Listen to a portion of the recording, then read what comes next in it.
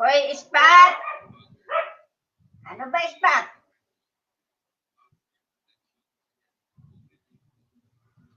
Lagay mo nga dyan. Sa gilid.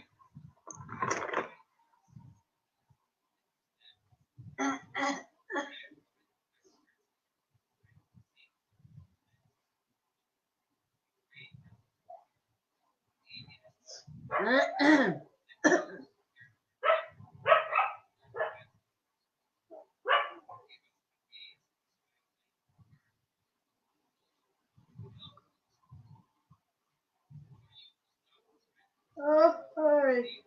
Ay!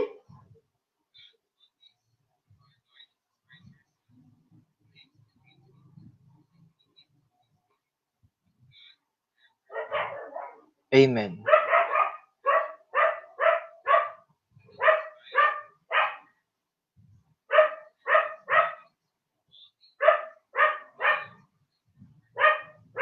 Amen. Pray for us.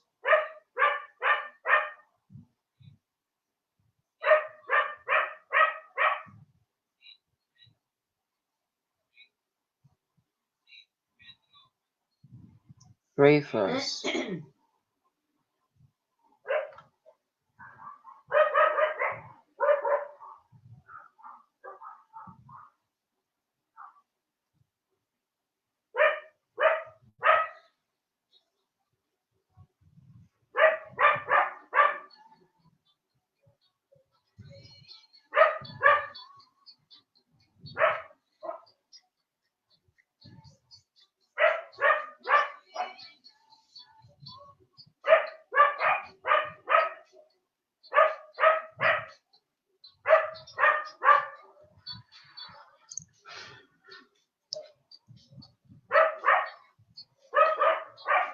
Shh, maingay. Wait.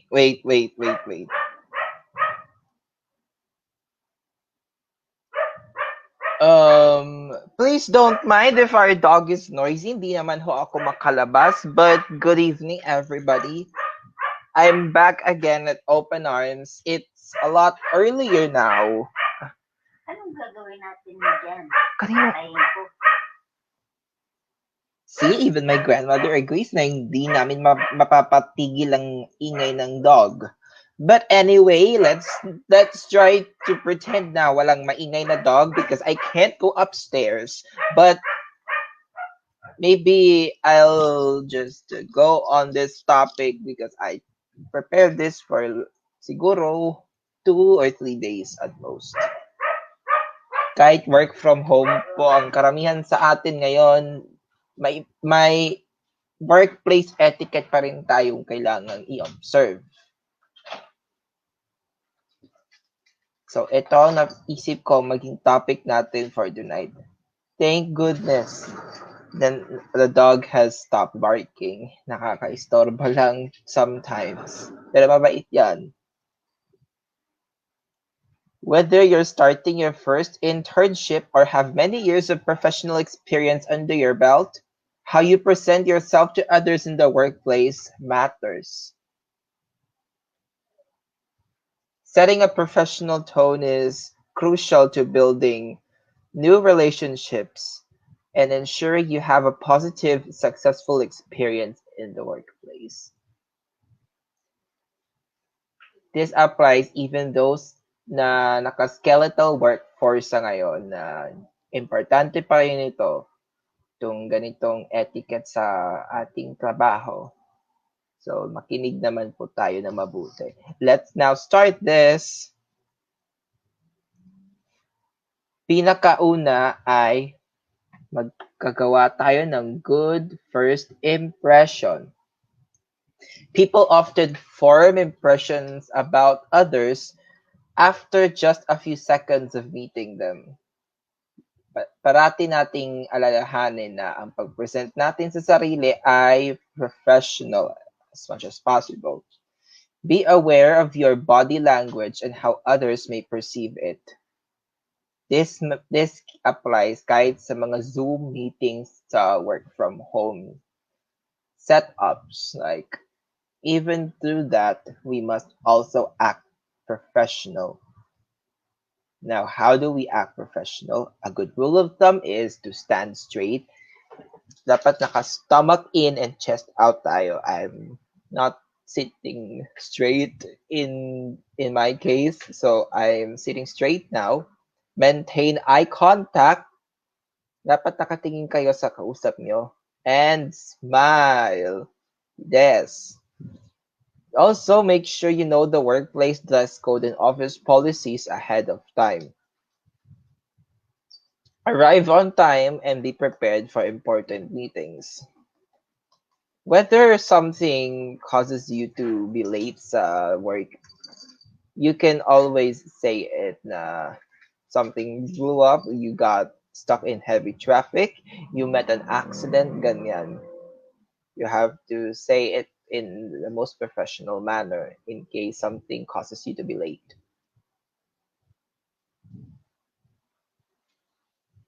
Second is, umiwas naman po tayo sa chismis. Avoid gossip, guys. How you treat people says a lot about you. Don't make value judgments on people's importance in the workplace or speak negatively about your coworkers. Why would we put them down over something so trivial or petty kahit wala namang dahilan? Even if you find yourself frustrated over a certain situation. Lalo na kung kailangan mo mag-overtime for this reason or that reason. Bakit mo naman sisiraan ng coworkers mo? That's not good. It's not and will never be. Kailangan naman natin maging thoughtful about how you interact with your supervisors, yung mga boss mo po, and your peers, yung mga nasa circle mo, yung nasa co-departments mo, nasa division na kasama mo, and subordinates as well. In my experience as an intern sa isang government office, I put as much focus as I could sa aking pinagtatrabahuhan. No matter how fast or time-consuming it took. And hindi naman ako nakisali sa chismisan doon.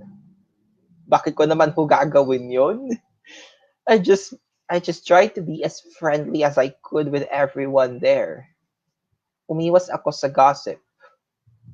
And that's all I could share dahil I was never considered for employment, unfortunately.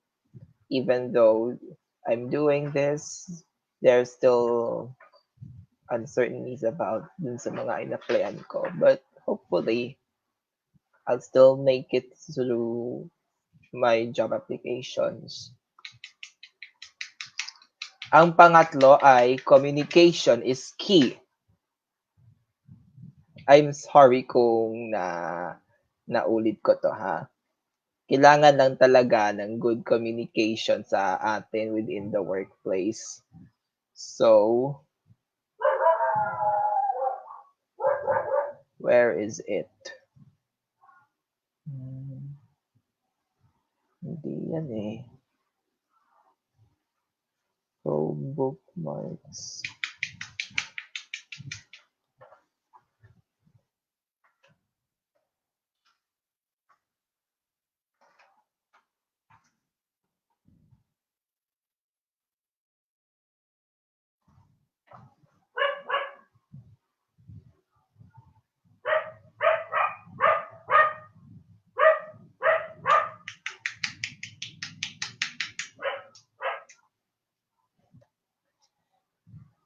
Ang sporadic, no, sir. Ano?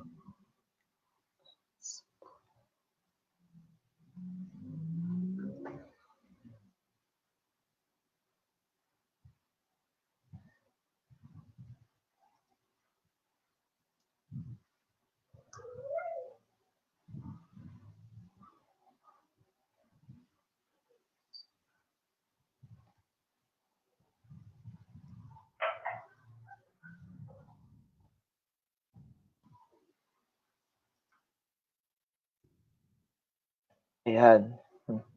Sorry kung nagkamali ako kanina. Communication, it's important because sometimes it's not what you say, but how you say it that counts. So be mindful of how you communicate with your colleagues in meetings, whether on-site or at home. On-site, lalo na kapag skeletal workforce, this is important, and one-on-one conversations. How you say it counts though. Kung how you tell your example, kung work from home ang ating setting, how you communicate with your colleagues sa Zoom or Google Meet, importante rin yon.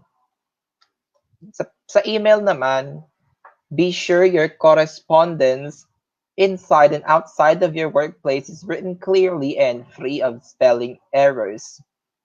Yes, kailangan as much as possible i-check natin ang grammar and spelling ng correspondence. Because an email is a permanent record of any conversation.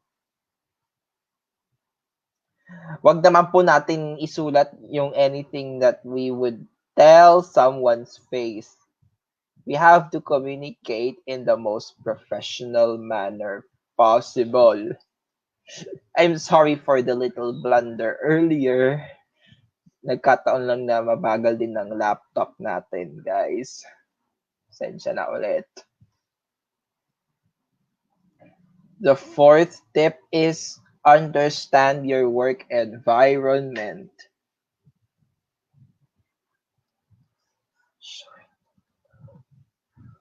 The values, policies, and procedures of a workplace can be difficult to discern at first. Siyempre, minsan yung mga values na nakikita mo sa maybe sa lobby or elsewhere, hindi mo agad naiintindihan. Say if you're in a larger organization with a structured human resource division, for example, you're working in a multinational company with Philippine headquarters located in BGC Taguig City. Yun. You may have access to an HR or human resources manager or in-house trainings to keep you informed of your organization's expectations. Yan. Kailangan mong magkaroon ng consistent communication or access sa HR or in-house trainings para yung nasahan mo sa org mo, meron kang update.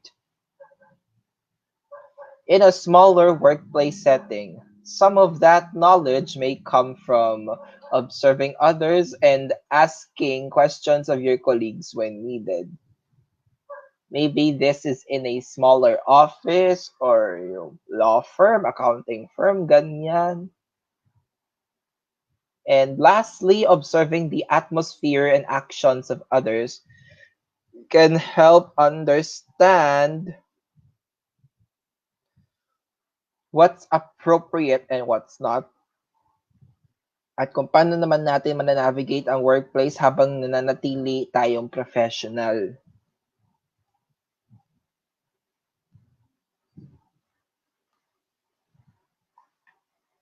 At sa paglaki ng global market, the need to understand multiple international standards of business etiquette is also growing.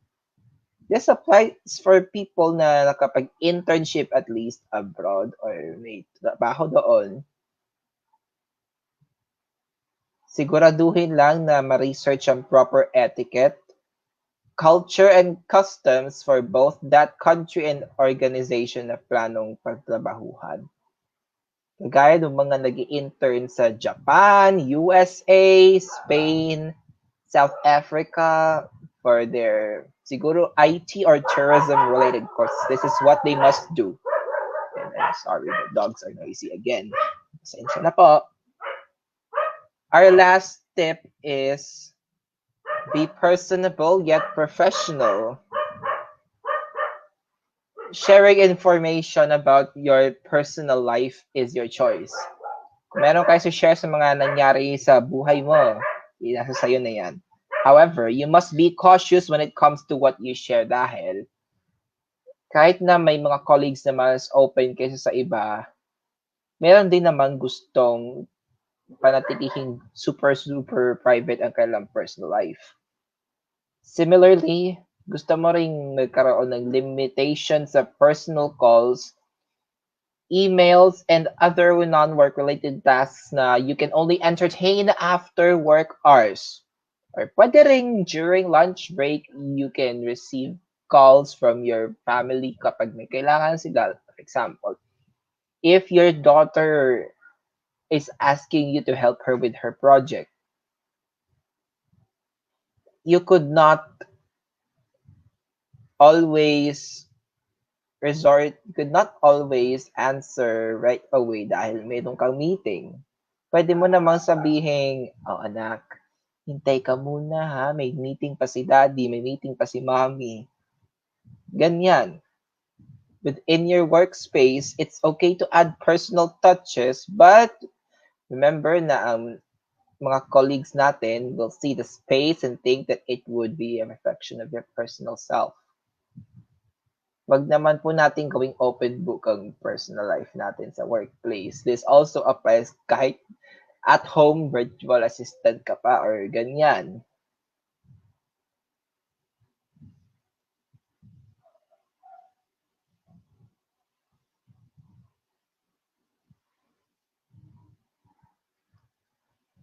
Kahit sa ganitong mga meron ding limitations. And last but not the least, getting to know your colleagues is a good thing. Pasensya na, may grammar mistake eh. Getting to know your colleagues is a good thing, but we must always respect others' space, whether on-site or at home. Lalo na kung may Zoom meetings ka with your workmates, ganyan. Lalo na sa mga work at home lang dyan. If you need to discuss something with them, don't just walk in, knock, or make your presence known. And always offer to schedule a meeting for later in the day. Mamaya na kayo mag-meeting mga you and your colleagues kasi lalo na kapag meron silang ginagawa dyan if they're still busy with what they're doing pagtapos ng office documents, computer programs kung sa IT company kayo or yung promote ng real estate, whether any of those keeps them busy.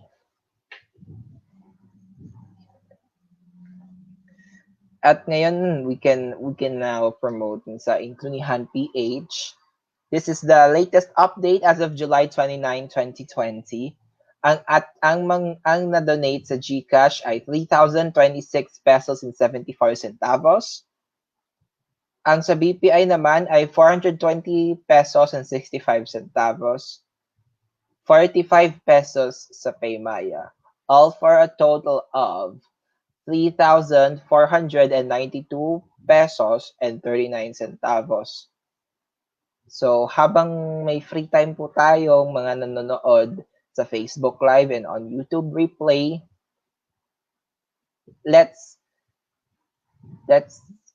use up and find time to donate. At paano naman? Abangan natin mamaya. As of July 29, we have yet to have distributed total cash to beneficiaries. As you can see, zero pa because we have not accumulated enough donation amount yet. At paano naman tayo makaka-donate? Narito ang mga detalye. You may donate at GCash or Paymaya through the number na nakikita nyo sa inyong screen or sa ibaba. 0917-701-9684. I repeat, 0917-701-9684.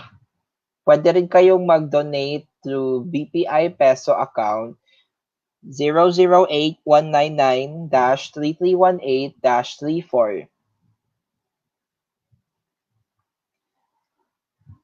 At para po makakasigurado kayong you're donating it for real or without anything na makaduda-duda, you may send your proof of donation to this email that you see on their screen. Ang subject ay Ingrunihan, space, full name, space, the month, date, and year, that format of the exact period that you donated. Please send the email sa handsin.inclusion@gmail.com. Or if you're a bit busier, you can also send a message on Inclunihan PH Facebook page. Ito po ay para sa future projects ng Hands in Inclusion at para rin po sa financial aid for the poorest of the poor, persons with disability, para sa mga naapektuhan ng unemployment dahil sa COVID-19 pandemic, and for the educational materials ng mga PWD who are not that fortunate enough to buy the necessary educational materials para sa kanilang education. So, thank you sa panonood nyo ng Open Arms for today despite the little blunders that we have encountered all throughout. Pero, I have also shared na we still have time to donate para sa ating Inklunihan, para rin sa HNI's future projects. And for me, yung mga workplace etiquette tips that we have discussed is also important kahit nasa work from home tayo. Kung naka-work from home arrangement kayo, you may not want to get disturbed. So maybe you might want to have your packed meals, lunch, for example, prepared ahead para you don't have to go downstairs, ganyan. And siguro mga ganun, or your kids or siblings ask you to help them with their project, they might wait until you finished your work from home session, ganyan. That applies din kasi. Kahit yung mga naka-skeletal workforce arrangement, you might want to recall what you've learned and still make sure na nasusundan niyo yung etiquette na depende rin sa ano ng inyong company, hierarchy or something. This is important lalo na ngayon. Minsan ang iba sa atin nagiging paranoid na because what could happen sa lockdown. We are on MECQ again. Yung mga areas in Metro Manila, but Bulacan, Cavite, Rizal. So what matters is kailangan manatili muna tayo sa bahay kung wala naman tayong kailangang puntahan sa labas. Stay safe, maghugas lagi ng kamay. Don't touch our faces as much as possible. And kapag lalabas nga, wear a mask and or a face shield. So, we're now wrapping up our Open Arms Workplace Etiquette episode for tonight. If you want to know more about your experience regarding workplace etiquette, please comment down below or sa comment section sa Facebook. If you're on Facebook Live or Facebook Replay, you may leave comments and share some tips on workplace etiquette as well. And see you guys on the next episode of Open Arms. I'm Millicent Makuse, and with HNI, we believe in a God first, truth first inclusion, and in HNI, we put God first. Have a great night, everybody.